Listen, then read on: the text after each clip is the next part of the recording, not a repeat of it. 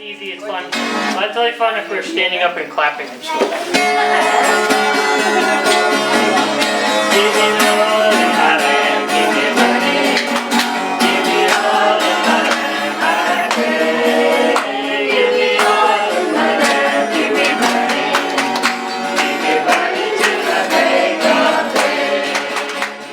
I would say the single greatest attribute that has allowed me to keep going, especially in the first few years that kept me going, was a sense of dedication to the well-being of the children. The needs of those children and providing a good home for those children was more important than anything else. So everything else could be sacrificed, including comfort and, for a while, a great deal of happiness because of those challenges I was talking about. I knew that those children needed me there, and they needed all the staff there, and they needed the home that we were providing for them, and that if I just gave up, then that would be one more horrible experience in their life, to be given the tease of a new life of love and home and family, and then to have that ripped away from them. When we first began, people said, your kids are going to run away, they're going to get into drugs, just wait, you'll see.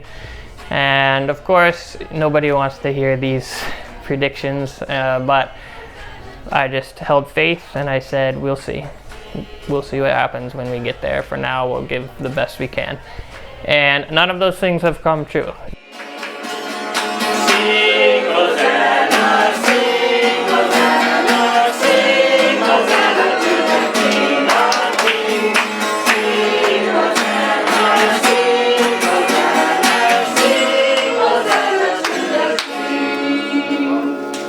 Thanks for humoring me. And central to all of that, of course, is my wife. Without her, I don't know if I'd have made it at all. Certainly, together, we were able to move forward in a much happier and progressive way than had I been doing it by myself. And so I owe a great deal of gratitude and honor to Sova, my wife. We got married after Amrita came, and Alisa is her daughter from a previous marriage, and she's now starting class 11, and then Evan is our biological child, and he's 2.5, or 2 and 4 months, and that makes 12. 13. Almost 13. In 1 week, 13. And then I guess the third thing that saw me through would be spiritual practices and spiritual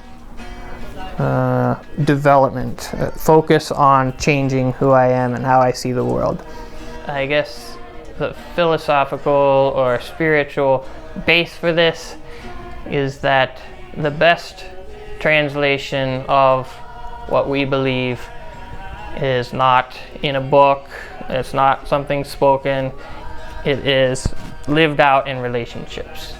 The real translation of God's word in my mind is when we actually love other people as He has loved us, that we become willing to lay our lives down to serve this world, to serve the people of this world.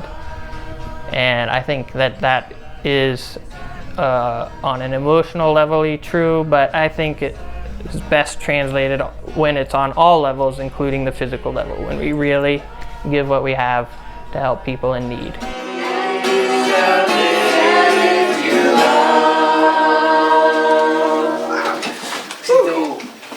Another blessing that has come and that we are experiencing now is the fact that we were able to expand what we do. The support, the financial support of the Loving Arms mission was enough that we could open a second home in Nepal. So now we are taking care of 20 children instead of just 10. And in the second home, because it started later, the children are younger. But again, when they first came, we saw that they had all kinds of emotional challenges. Their personal histories were so devastated, so terrible, and yet they are thriving and they're happy and they are just like normal siblings. And so that is the joy of this job. That is the beauty of what we do. And yet our families are not just our families. The entire community that supports Loving Arms mission, all the people who just write a note, we love what you're doing, or all the people who send just $10, all the people who help with our fundraising, or who even just talk about it, and any way that people are involved, that is also our family. And we couldn't do what we do without all the people who are involved. So that's another joy for me, just seeing how the entire community comes together to do something wonderful and support people, support these children and growing up and exploring who they are and exploring this world and becoming happy and productive members.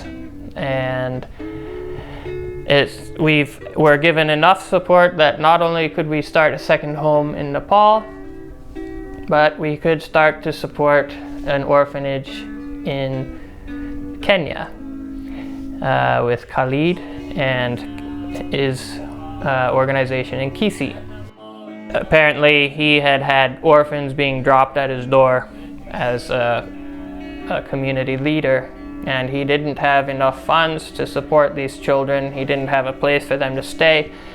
So as our support proved to be strong and sufficient, we were able to start supporting him and build dorms for these children and get mosquito nets for them, because obviously malaria is a big issue in Kenya, and give them better diet and just help them out as much as we can.